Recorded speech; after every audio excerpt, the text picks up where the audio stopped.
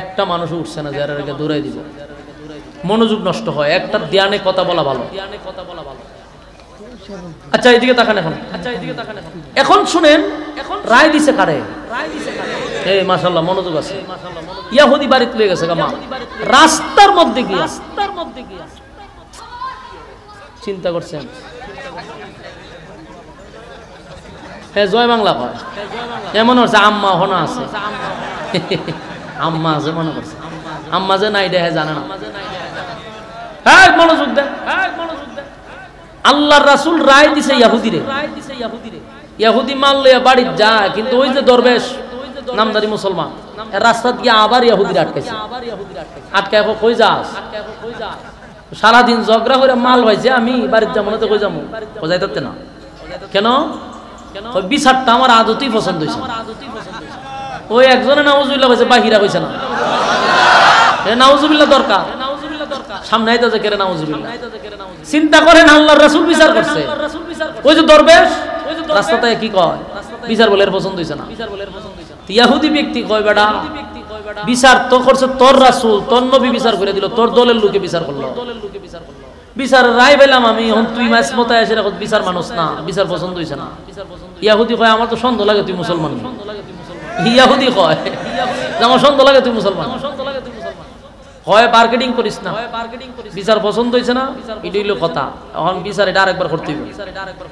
ইহুদি কয় এখন এর সাথে ঝগড়া করলে পারতাম না, সারাদিন ঝগড়া করে মাল ফাইলাম আমি, এখন কয় আবার বলে হ্যাঁ বিচার করতে, হ্যাঁ বিচার কেডা করবো, তুই কই উমরের কাছে যাম, এই হেউ আবার নির্বাচন করছে, উমরের খুব পছন্দ হইছে। ইহুদির মনে মনে কথা হইল যে আমি যদিও ইহুদি ঈমান আনছি না, কিন্তু মুসলমানের বিচারের প্রতি আমার বিশ্বাস আছে, ইয়াকিন আছে।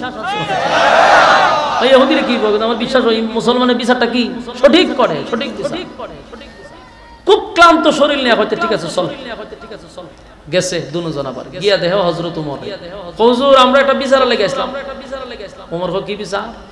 হুজুর মালটা তো আমার, কিন্তু ইহুদি ব্যক্তি জোর করে আমাকে মাল লয়ে জায়গা, মুসলমান ব্যক্তিরা জনি কথা কইছে, ইহুদি ব্যক্তি হুজুর বিচারের লেগে তো আপনার কাছে আবার আইছে, তো বিচারটা তো আপনি করবেন, তাহলে আমার একটা কথা আছে, আপনি যে বিচারটা করবেন এটা সানি বিচার, এর আগে বিচার করছে আপনার নবী মুহাম্মদুর রাসূলুল্লাহ সাল্লাল্লাহু আলাইহি ওয়াসাল্লাম, আপনার নবী বিচার কইরা রায় আমারে দিছে, আপনারা মুসলমান ব্যক্তিরা রাস্তাতে সন্ত্রাসী কায়দায় আমারে কয় বিচার পছন্দ হইছে না, তাই আপনার কাছে আবার বিচার লই আইছে, এখন আপনি বুঝা বিচার করেন, এটা কিন্তু প্রথম বিচার না, এটা দ্বিতীয় বিচার।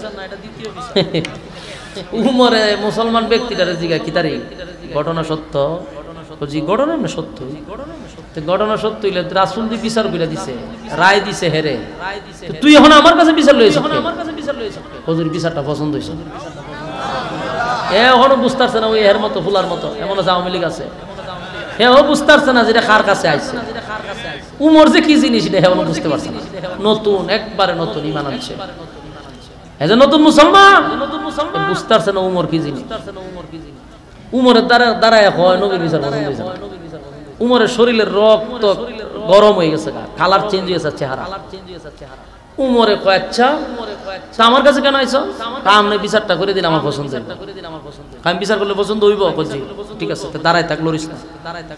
হযরত উমর গড় গিয়া একটা দাঁড়ালো একটা তরবারি লইয়া দুনোটা সামনে হারিয়া কয় তুই নিজের দাবি করস মুসলমান, আমার নবী বিচার করে দিল, রায় দিল ইহুদিরে, তুই তোর পছন্দ হইছে না, আমার কাছে আইছো বিচারের সমাধান দিবার লাগে, আমার বিচারের রায় কি জানোস? একবারে তরবারি লইয়া কথা কইবার আগে একটা সেদ মারছে, এক সেদের কল্লা মাথাটা 10 হাত দূরে পড়ছে, এটা হলো উমরের বিচার, একটা সেদ মারছে কল্লা উড়াই নিছে, কইলো আমি উমরের বিচার, নবীর বিচার পছন্দ হইছে না, আমার দ্বারা আমার বিচার হইলো এটা। উমরের কিন্তু কথা কইবার আগে হাত চলতো বেশি, উমর কথা কইতো কম, কাজ করতো বেশি। সাথে দিয়ে ইহুদি দাঁড়ায় আছে, নিচে দিয়ে দুই রাস্তা আছে, দুনো রাস্তাতে সারা শুরু করছে, কাপড় চুপড় সব বড়াই নিছে, এইভাবে কাঁপতাছে। উমরে যে তুই কাপড় করে কখন কি আমারে মারবে, তোরে ধরতাম মনে সইতাম মনে, তুই মাল লয়ে বাড়ির যা, হেতে তো জীবনের লেগে বাচ্চা, খালি এর সামনে একটা পল্লা উড়াই নিছে, কাপা শুরু করছে, দৌড় মাল লয়ে সব বনা যে উমরের কাছে শয়তান হয় না, আমি আগেই বলছি প্রত্যেকের লোকে শয়তান থাকে, কিন্তু উমরের যে শয়তান, উমরের দ্বারে কাছে থাকে না। উমর রাদিয়াল্লাহু তাআলা যে রাস্তা দিয়ে হাঁটতো, শয়তান ভুল ওই রাস্তা যায়, এত ভয় পায় শয়তানের শুদ্ধ। উমরের কাছে বিশাল একটা জায়গা মতো দিচ্ছে সাইজ করে, ইয়াহুদি মারলে বাড়ি, ঘটনা তো শেষ হয়ে গেছে।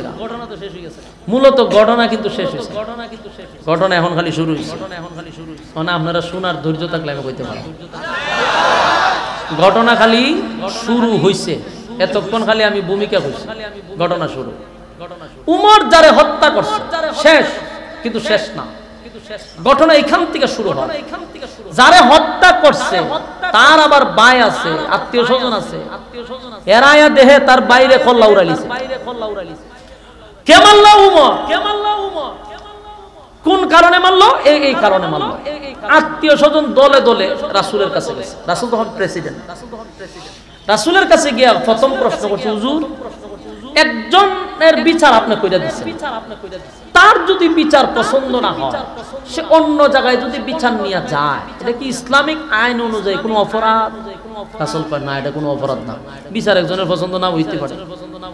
এখন এরা তাইলে আপনি বলেন আমার ভাইয়ের বিচার আপনি করছেন, তার পছন্দ হইছে না, বিচার লয়ে গেছে উমরের কাছে, উমর কেন আমার বাইরে হত্যা করতে? তাহলে তো উমর নির্দোষ মানুষকে হত্যা করছে। ঘটনা ঘটছেনি, হেরা মামলা করে দিয়েছে উমরের নামে, হত্যা মামলা।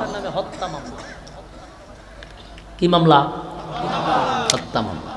হত্যা মামলা যে কইছি, দেখেন একজনের শরীরে কোনো হিট আইছে না, কারণ বাংলাদেশের হত্যা মামলা দেখতে দেখতে এরা এটা কোনো বিষয় মনে করে না। বাংলাদেশের হত্যা মামলা 7টা কোন করলে কোনো অসুবিধা নাই, জুরা কোন করে জেলা যায়, আবার কদিন পরে বাইরে আয়। এই কারণে আপনারা শরীরে লারা খাইছে না, এটা ইসলামিক আইন অনুযায়ী বিচার, হত্যার বদলা হত্যা। বলুন ইসলামের আইনে কি? হত্যার বদলা হত্যা। এটা বাংলাদেশ না, বাংলাদেশের বিচার তো আমরা দেখছি 16 বছর, 7 কোণ 8 কোণ করলে অসুবিধা নেই, যদি এটা দলের লোক হয়। রাসূল সাল্লাল্লাহু আলাইহি সাল্লাম তখন দেশের প্রেসিডেন্ট, বিচার তো ইসলামিক আইনে, হত্যা মামলা দিছে, তার মানে উমরকে হত্যা করতে হবে। ঘটনা তো বহু দূর গিয়ে ঘটছে, সারা মদিনায় লারা হয়ে গেছে। উমর একটা নির্দোষ মানুষকে হত্যা করছে।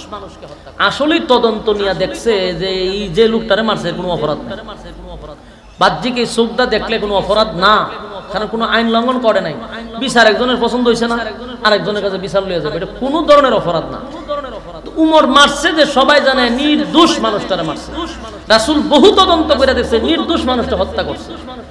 আল্লাহর রাসূলের কসম দিয়া গাম বাহির হয়ে গেছে, কারণ রাসূল তখন রায় দিব হত্যা করবো এই কারণে না, রাসূলের পেরেশানি এই কারণে যে উমর তো ইসলাম গ্রহণ নিজে নিজে করে নাই, আমি নবী আল্লাহর কাছ থেকে উমরের ছায়া আনছি। আল্লাহর রাসূল উমরে, উমর সাধারণ কোন সাহাবী না। আপনারা যারা এখানে বসছেন, আগে আপনারা উমরে চিনেন, এখান থেকে বাকি আলোচনা একটু পরে শুনবেন। উমরে যতক্ষণ আপনারা না চিনবেন, এই আলোচনার কিচ্ছুই আপনার বুঝে আসবে না, বুঝে আসবে না, আপনার মাথায় আসবে না।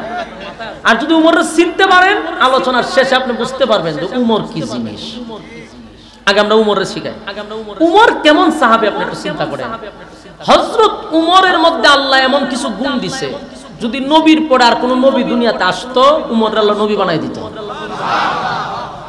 উমর এমন একজন সাহাবী, ইসলাম ধর্ম গ্রহণ করছে পরেই তাকায়া দেখে মানুষ লুগায়া লুগায়া নামাজ পড়ে। উমর জিজ্ঞাসা করলো, হুজুর ঈমান আনছি এক আল্লাহর উপরে, আল্লাহর হুকুম পালন করব জমিনে, বাধা কিসের?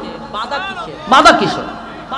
যেমন দেখছেন না, আগে আমরা ওয়াজ মাহফিল করতে গেলে থানায় থাকতেও সারাদিন থাকতেইছে, থানার মধ্যে সারাটা দিন বসে থাকা লাগছে।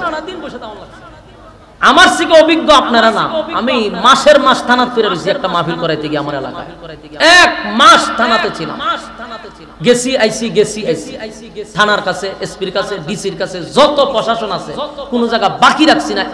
একটা মাস পর্যন্ত দাঁড়ে দাঁড়ে ঘুরছি একটা মাহফিল করার লেগে। এটা ছিল 16 বছরের বাংলাদেশ। এরপরে একটা পবিত্র মাহফিলের জন্য কত লাখ টাকা দিয়ে কত জায়গায় আমার দিতে হইছে, 12 লক্ষ টাকা খরচ করছিলাম একটা মাহফিল করতে গিয়া।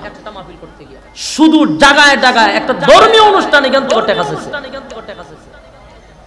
এমন ঘৃণিত কাজ এরা কইরা গেছে। তো আমি জানি যে একটা ধর্মীয় অনুষ্ঠান করতে গেলে প্রশাসনের দ্বারস্থ হইতে হয়।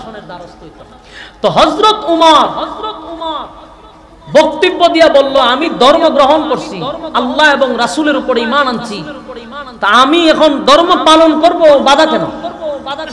নামাজ কেন আমি লুকিয়ে পড়ব? আল্লাহ রাসূল বলল, উমর পরিস্থিতি ভালো না, এখন প্রকাশ্যে নামাজ হলে মানুষে মারধর করে, আপনি আমার অনুমতি দেন, একটা বক্তব্য দিব। হযরত উমর কয়, একটা বক্তব্য দিব, অনুমতি দেন। রাসূলকে অনুমতি দিলাম। উমর তরবারিটা বাইর কইরা এইভাবে ঘুরাইতেছে আর মক্কায় হাঁটে। হযরত উমর খলিফাতুল মুসলিমিন, হযরত উমর তরবারিটা মাথার উপরে লইয়া এইভাবে ঘুরাইতেছে আর মক্কার অলিতে গলিতে হযরত উমর আডে আর বলে, মক্কার মানুষেরা রে, আজকের থেকে আমি প্রকাশ্যে নামাজ পড়ব, আমার সাথীরা প্রকাশ্যে নামাজ পড়বে, কেউ যদি বাধা দিতে আসস তাহলে স্পষ্ট ঘোষণা করে দিলাম, তোদের বিবি যদি বিধবা করতে চাস, আয় আমি উমরের তরবারির নিচে আয়, তোদের সন্তানগুলিকে যদি এতিম করতে চাস, আয় আমি উমরের তরবারির নিচে আয়। জুড়ে জুড়ে যখন বক্তব্য দেয়, আবু জাহেল আছেন গড়ের ভিতরে, আবু জাহেল একটা তরবারি লিয়ে বাইরে যায়, কেডা রে বাইরিয়া দেখো হযরত উমর আবার দরজা করে গেছে, গিয়া দরজা লাগাই দিছে, এটা সব বনা উমর রে আবু জাহেল ডরাইতো। উমর যখন তরবারি লইয়া ঘোড়ায়, আবু জাহেলের ক্ষমতা নাই উমরের সামনে দাঁড়াইয়া কথা বলা। সেই উমর ঘোষণা দিছে, নামাজ প্রকাশ্যে শুরু হবে। সেদিন থেকে নামাজ মক্কাতে প্রকাশ্যে শুরু হয়েছে। জোরে কোন সুবহান। আমি শুধু আপনাদেরকে একটা একটা করে পয়েন্ট বলবো আর আপনারা শুধু উমরকে চিনবেন।